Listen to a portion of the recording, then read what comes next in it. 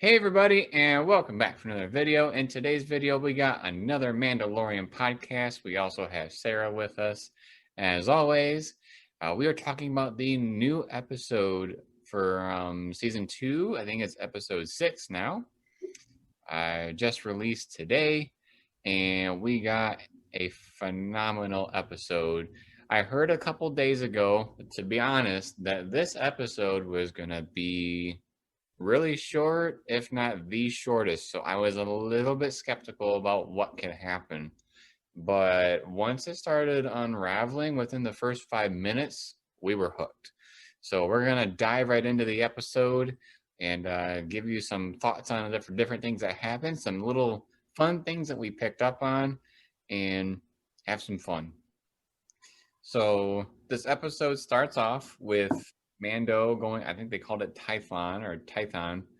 They're heading to this planet, and he was told basically if he puts Grogu on this pedestal, that Grogu will be able to tap in and talk to the Force, essentially. Determine his destiny. Yeah, there you go. Determine his destiny. And we're on our way there. We get this little character development moment again between Mando and Grogu. We love these so much in this season. It's kind of funny because either the episode starts off with some weird action scene or like father-son bonding type moment with Mando and Grogu.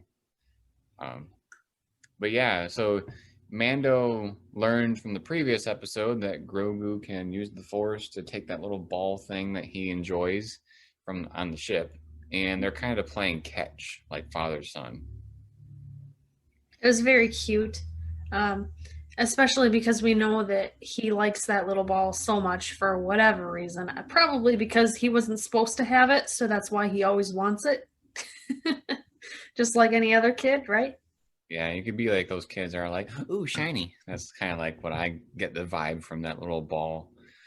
But yeah, so then they do that little back and forth. We kind of don't understand. We see when Grogu takes the ball and he's holding on to it, Mando like lashes out for a second, and we honestly don't know, at least we didn't pick up on what that meant. By the way, we have a dog named Axel. He's a pug. He would like to be a part of the video today, so if you see him, that's who the little dog is in our video. But yeah, we don't understand why Mando is quite upset. We watched it a couple times, and he said he wanted to make sure Grogu knew he wasn't upset with him, and that he just wants to make sure that he gets the right training or something. So I almost think he might be upset that he's learning more about these powers. He had just found out in like the last episode that he's way more powerful than what he's leading on to be, and that he's like hidden his powers for his own safety. And so I'm wondering if maybe that's why he's upset. Like you poor thing, you've had to hide these powers for so long, and because of that, this is the best you can do because you're weak now, or you've kind of lost your touch. I don't really know. yeah, or maybe he just feels he's not good enough. Of a Because teacher? yeah, like he can't be the proper teacher for Grogu, so it's kind of like that. I want to be better, but I know I can't because I'm clearly not a Jedi. Yeah, But because yeah, right after that was when he promised, I'm going to take you to, I'm going to find some Jedi to be able to train you or something like that. So that could be it too. yeah, But yeah, so right after that, they approach the seeing stone with all these different rock pillars all around it. This is pretty quick in the episode, like within the first, I don't know, maybe 2 minutes or something. This episode moves really fast. what's the little funny part right before they actually get to that thing? That's what I was leading on Oh, to. okay. Um, he says that he can't land up at the top of this mountain because there's nowhere for the ship to go. So he says we'll have to go the rest of the way with the windows down. So you see him flying with his jetpack and just holding on to Grogu and like just wrapping his arm around him, holding him. And so you see his ears flopping all around because they're going on the jetpack to fly up to the top of that cliff. It was hilarious. I didn't know what he meant by going there with the windows down. Yeah, And I didn't either. I was like, isn't that not good for a ship? And then when that happened, I was like, wow, that was hilarious. it reminds me of when I had a loaner car at the car shop, and they lent me the car, and they said it doesn't have regular AC, it has 55 AC. And what they meant was driving 55 with the windows down, because that's the only AC that there was. Yeah, very, very similar. Um, so But yeah, they get to that uh top of the top of the rock. It's like looks like a hill with a bunch of other big rocks around it, and then one right in the middle where Grogu is supposed to sit. And Mando's kind of like he's not joking, but he's also he doesn't know what to call it. So he's like, "Does this thing like look Jedi enough to you, or like is this what we're looking for?" Kind of a thing. And turns out it is. He places Grogu on that centerpiece, and Grogu kind of just begins to meditate. We even see him do this on the side. Yeah, kind of like Rafiki from The Lion King. But then Mando is kind of sitting there. He's wondering, how long is this going to take? And he sees a ship fly by, and all of us Star Wars fans went, "Oh my God, could it be?"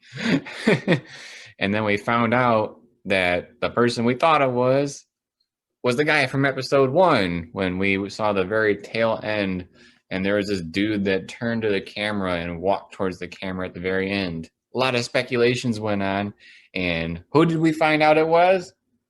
well, we saw that the ship was the Slave One, right? Boba Fett's ship. And who is it? It's Boba Fett. He's actually here and alive. Yeah, he's alive and well. And Mando's kind of telling Grogu, like, "Hey, you gotta hurry up. We gotta hurry this up." And he tries to grab him, and it like pushes him back. And he realizes that he can't really do anything. So he just kind of says, like, "All right, you stay here. You do your thing. I'm gonna go check this out." And he travels down the hill to go see who this guy is. And we saw the figure walk out. Mando approaches him, and it's pretty interesting. There's a little bit of a back and forth between the two. Boba wants his armor back. Mando doesn't want to give him the armor back because he doesn't believe that he's a true Mandalorian. So there's kind of this back and forth. And while Boba's talking, I picked it up when I heard it. He had said something along the lines of, "I'm just a man making my way in the universe, like my father before me." And I was like, those are 2 lines from the original 6 movies. The first one is something that his dad said to Obi-Wan Kenobi in Attack of the Clones. And then the second thing he said was what Luke had said to the Emperor in episode 6. We'll throw up a little thing here to let you guys see what we mean. "I'm a simple man making his way through the galaxy, like my father before me. I'm just a simple man trying to make my way in the universe, like my father before me." So yeah, this kind of back and forth happens, and then Mando finds out that that Boba is not the only one that came off the ship. We have someone else up above. Because he basically asked Boba, "Well, what's preventing me from just killing you right now?" And he says, "Well, I've got a gunman waiting." And Mando's like, "Well, I'll just take you both out, basically." And he goes, "She's aiming at your friend or your pet or whatever he says, your companion." And we hear her say something along the lines of like, "And I don't miss." And it's a voice that we recognize from season 1. I believe it was called, I don't remember. I want to say it was called like the gunman or the bounty hunter or something like that. But it was that young dude that was trying to become a bounty hunter but really wasn't good at it. And they tracked down this woman. Yeah, what's the word when this hitman? But it was her. She was the hitman, because she would be contracted to kill people, right? And so we find out that they're working together now. Everybody puts down their weapons and suddenly becomes friends, if you will, because all of a sudden we see people from the Empire coming up or stormtroopers coming up, right? And We also learned something though about her though too, because we thought she was left for dead, and we find out that she's actually traveling with Boba because she like peels back something around her belly, and we see that she has some like robotics going on in there. At the end of that episode that Sarah referenced from season 1, we saw someone walk up to her body. We didn't see who it was, just like their feet, and it appears that Bulba saved her, and now she has like a life debt to him. She works for him. But it yeah, almost looks like C-3PO, how he's got that center section that's not armor or anything. It just looks like all the wires. That's almost like what her belly looks like, is just all the wires in between, and then the rest of her is normal. yeah, that's a good comparison. I didn't even think of that. But yeah, then we see the Empire. We see. So when I saw this ship, it's a transport ship. It reminded me of the transports that are in the beginning of The Force Awakens when the First Order landed on Jakku. It looked very, very similar. So these things, there's only one of them at this point. It lands, it opens up, and based on the silhouettes, I kind of wondered if it was going to be those troopers that Gideon had at the end of a couple episodes ago, or maybe the last one. I don't remember what it was. But it turns out it's just plain stormtroopers, and the stormtroopers rush out just like in Force Awakens, and they attack our trio. We have 3 of them. It's like a never-ending rush of stormtroopers, I swear. They just keep coming, even though there's only one ship. And yeah, it looked like 5 of them, and then all of a sudden, more and more and more. So we see them, at this point, Mando is still up at the pedestal, kind of by Grogu, because he's trying to take him again, like, we got to get out of here, right? And so Boba and the girl, I can't remember her name. I can't remember it either. So Boba and the girl are trying to shoot him down, right? And all of a sudden we see, I knew that Boba was carrying some sort of like a rifle or something. And then he had something else that looked almost kind of like a golf club, but like circular at the end instead of club style. So I was wondering, when are we going to see him use this club, right? And so we see him just totally wailing on people with this thing, like enough to smash their helmets of the stormtroopers, and he just goes to town. It was actually pretty cool. Yeah, I had been wondering what that was, because before that episode, like before we saw him using it in this one, I had seen that weapon before, but I wasn't sure what it was used for. I think Tusken Raiders have those. Yeah, I think you're right. I was like, is it a gun? Is it just like a melee weapon? And we find out in this episode, which is super cool. The Mandalorian show in general is showing us like all these little tidbits that we saw in previous things, and we actually get to learn more about them. Super cool. So yeah, we see him do like this hand-to-hand combat. They're all going back and forth with the stormtroopers. At one point, stormtroopers set up like a Gatling gun, or a machine gun as you may call it, and they start firing. The girl kicks down this big old boulder and rams right through him. But while all this stuff is happening, there's one little key moment that happens with Bulba. He's like, looks over and he sees Mando's ship, and he's thinking, what if my armor is on that ship? I think that was right before the second transport ship got there that he realized that, and he went over there. Yeah, and so we assume he goes over there, and we soon find out that he did, because he comes out with all the Boba Fett armor as we have known to see him. And what's super cool, just like I said a second ago with that staff, we see so much more that is involved with Boba's armor, like all the different guns that he has. He has guns coming out of his kneecaps. It would be insane. There's that little wrist rocket thing he was shooting with. It was super cool. Yeah, so once they see him just totally annihilating the stormtroopers, and the leader of the stormtroopers is taken out. They all retreat, and so they're trying to fly back, and they've kind of given up. And that's when he shoots the missile from his backpack, or from his jetpack. He shoots the missile and hits one of them, and it crashes into the other transport ship, so it takes both of them out. Which was kind of funny because somebody, I think it was Mando, said like, "Nice shot," and he said, "Well, I was aiming for the other one." Which is totally something I would do because I'm not that good of a shot.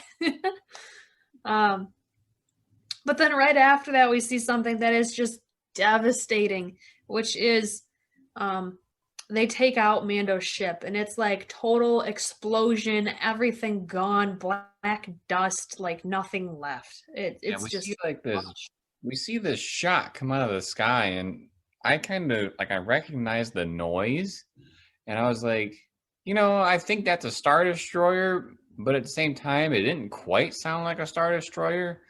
And it was super cool because basically when Mando looks up with his vision, we see it's not a normal Star Destroyer. It looks like a destroyer from the Clone Wars. Like it's an old, like one of the transports they would use in between the transition between the Clone Wars to the Empire. They probably still manufacture these small ones just like it, but that's what jumped out to me, is it looked like one of those. But yeah, Mando's like, "Oh crap, I gotta go back up there and get the kid." And we see what we have been really wanting to see for a little while here. We see these things fly out of the destroyer, and we get to see the Dark Troopers. We didn't know if they were actual human or robotic, but upon a closer look, it does look like a lot of their pieces are mechanical. So we want to go with that these people are robots. I'm pretty sure they're robots. They look like there was no room in their joints anywhere for any kind of flesh. So I think they're full-on robots. But we see 4 of them come out, and Mando's trying to race up to the top of the hill with the other girl that he's with. And I think at this point, Boba's trying to get to his ship, I think, because he's not with them. And of course, he does not make it in time. And I was so hoping that Grogu, because at this point, Grogu is not encapsulated in that like blue force shield anymore. He, of course, got tired and stopped doing that like right when Mando walked away, because the timing just always has to work out perfect, right? Mm-hmm. So he's left totally defenseless. And I was hoping so much that once those guys got there, he'd like force them away with his force powers or something, and just totally like, he's been on the Seeing Stone and now he's totally super powerful, and that's not what happened. He's just his same normal self. He's ready for a nap. That was exhausting. So they take him with no problem whatsoever. I mean, there's 4 of them to one little tiny child. Yeah, I was kind of hoping for some force powers too, but it just makes the plot thicken a little bit. The Dark Troopers pick him up and blast away, and back to Moff Gideon. Yeah, to take him back to Moff Gideon, and Boba basically hops in his ship and tries to go off after them. He wants to blast them, but Mando says, "Hey, don't do that. Don't risk killing the child." And so he, doesn't shoot. He agrees. But once he actually gets up to where those troopers are going, he realizes, oh boy, the Empire is alive. The Empire is well. I'm looking right at it, because the others didn't believe him. They thought the Empire was destroyed. They're not around. He's like, they're right there. I thought it was kind of odd that the Empire didn't fire on him. Like he went up there, he got really close. Like he got really close, and then when he realized he couldn't save the child because the troopers had gotten in already, he just kind of tailed back down and went back to Mando and the other girl. Yeah, I think Gideon has this kind of attitude of like, screw everybody else, they can do whatever they want. I'm so powerful, I don't care. And we see that in a later scene that I'm going to jump ahead to, which was, I think at the very end of the episode. I'm going to jump ahead to that if you don't mind. where we see Gideon walk to where Grogu's cell is, where he's being held, and you hear things being thrown around, and they open the doors, and they see that he's using his force powers to use the the two stormtrooper guards, and they're like human puppets, throwing them against the wall, throwing them against each other, doing a little bit of force choking, and then throwing them against each other again. And one of Gideon's guards was like ready to shoot Grogu, but Gideon's like, nah, just let him be, because he knows that he's going to get tired of using his force powers. But I think that really ties into Gideon's just I don't care attitude. Yeah, I think he thought it was pretty comical too. He enjoyed watching this little kid just ripping, like smacking them around. He had a good smile on his face. Yeah, but so I guess going back to where we were, so Mando's ship is gone. Mando doesn't have any way really to leave. He still has his jetpack, but I mean that's not really, you can't travel through space on that. But Boba's agreement at the beginning of the episode was basically, you give me my armor and we will protect you and the child. I don't really know why he makes that agreement. I think they worded it basically, if you give me my armor, the child won't be hurt, kind of a thing. Because at first we had thought, did they really agree to that at what you're referencing at the end? And when I thought about it, I was like, well, maybe Boba is kind of twisting his words because he knows that that child is important. Because now he's saying, because you gave me my armor, the kid can't be harmed, so we're going to help you, kind of a thing. Like, I don't know if his intentions were actually to, like, full on protect this kid in the beginning, as opposed to give me my armor and I won't kill the kid. Yeah, I'm not sure what the intentions were in the beginning, because I know at some point they make a point of that the bounty on the child's head is enough to make like 5 suits of armor or something. Yeah. So that's not really an even trade, because if it was just about the armor, they would have just taken the kid, because then they could have 5 things of armor, you know? But yeah, so he gets his armor back, and at this point, he's ready to protect the child. And the girl is in his debt, so she's going to protect the child too. So they're all on board with protecting Mando. And then that's when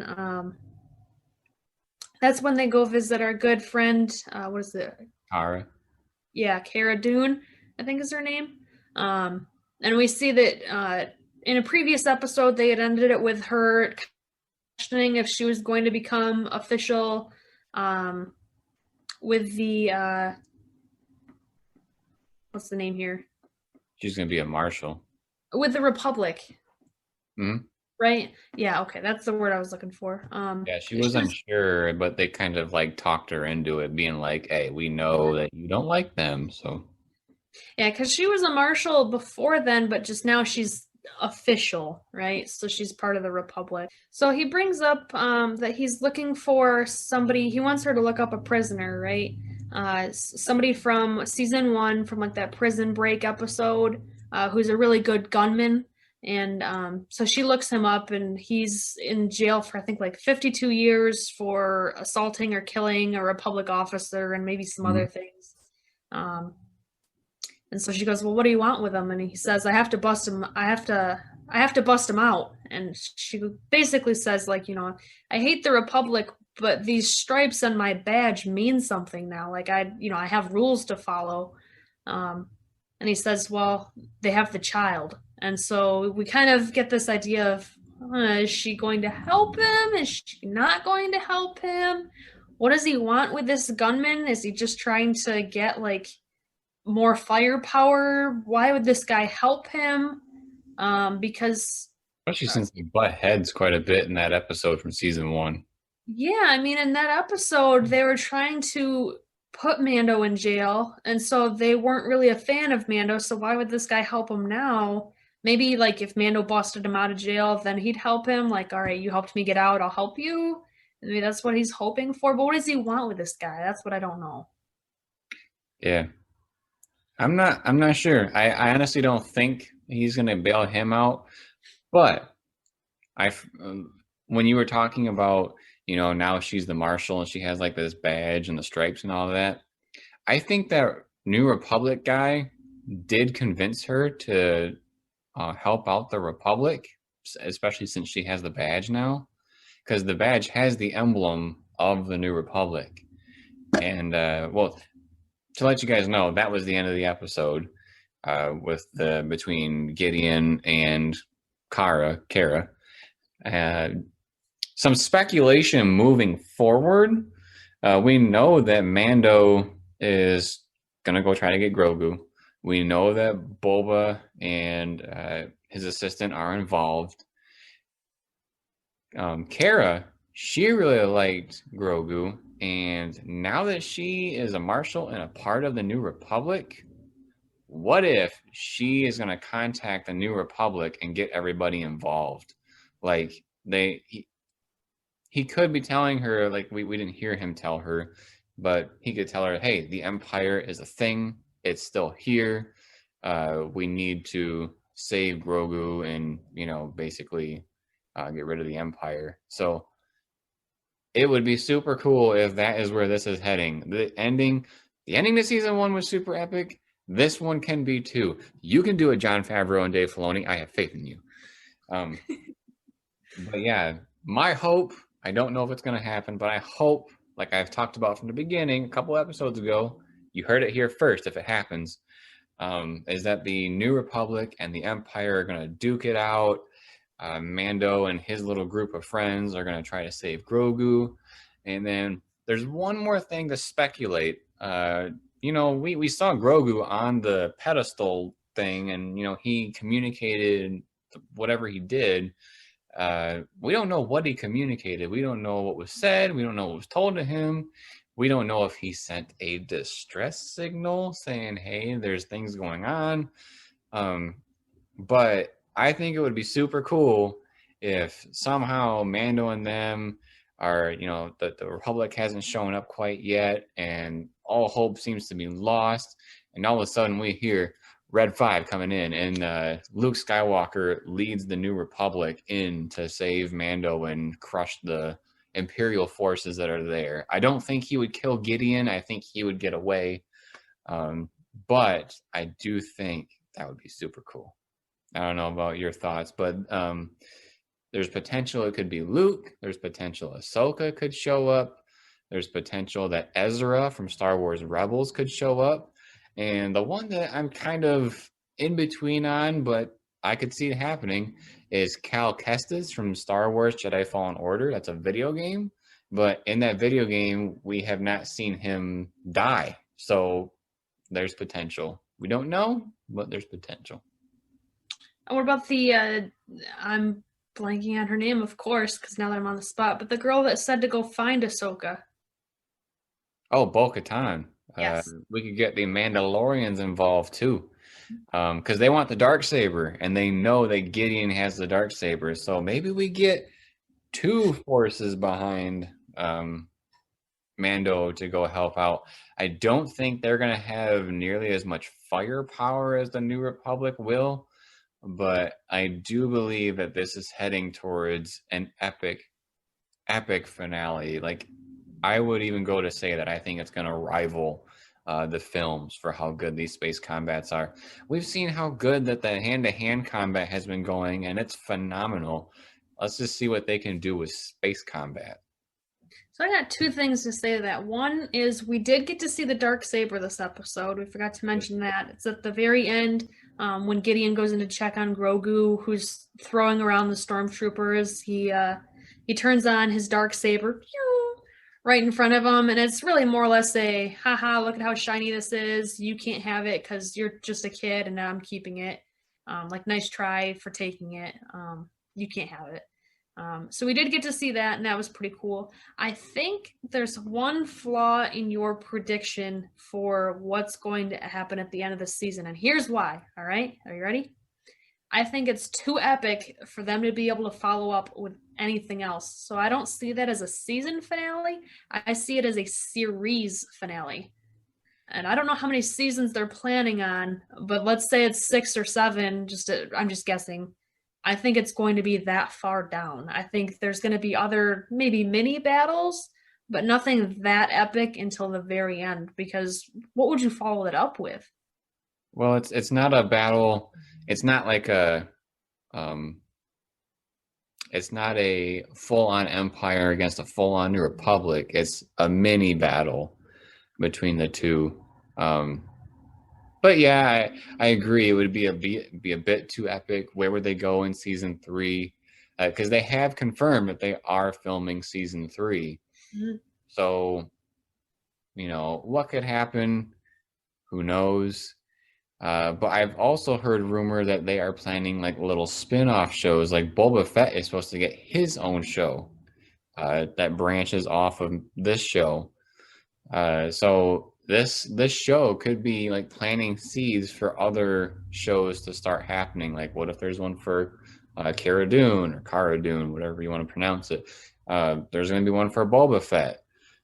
Could there be one where whatever Jedi shows up with Grogu, what if they take the mantle and they start off a show? There's speculation that this show is going to create other shows in the making, and so I could see that. Maybe this is a small scale space battle with the Empire, and then season 3 finishes it off. But Yeah, I didn't know that about the Boba Fett series. That's pretty cool. Do you have any idea when that's supposed to start?